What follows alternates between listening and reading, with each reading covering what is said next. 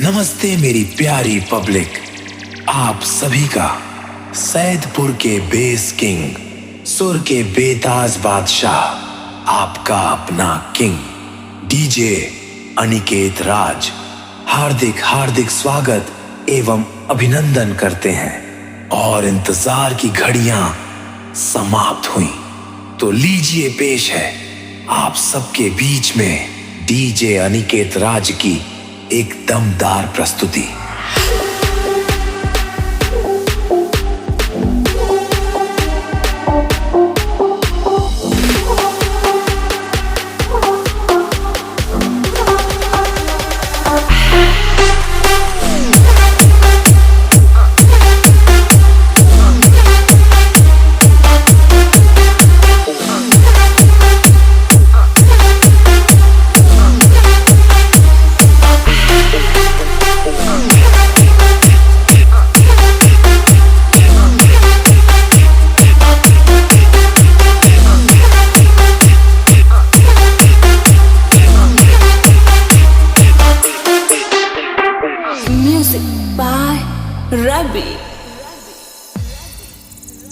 मैं डीजे अनिकेत राज आप सबको एकत्रित देख और आप सबके इस प्यार दुलार के लिए आप सभी का बहुत बहुत धन्यवाद करता हूं।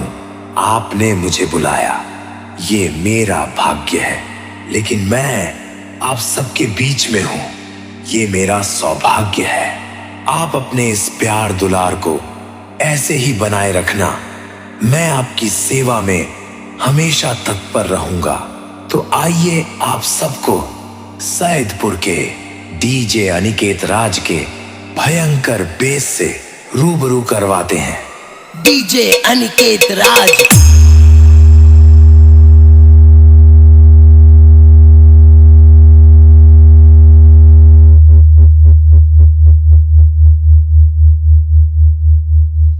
डीजे अनिकेत राज।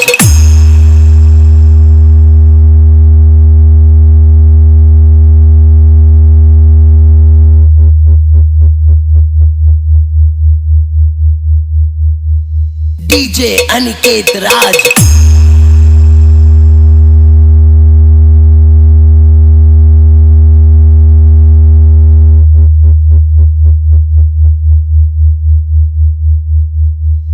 डीजे अनिकेत राज।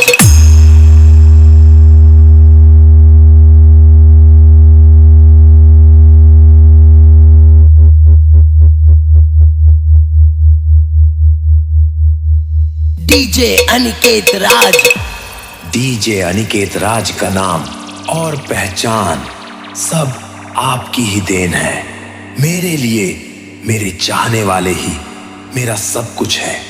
तो आइए सुनते हैं डीजे अनिकेत राज की एक और दमदार प्रस्तुति।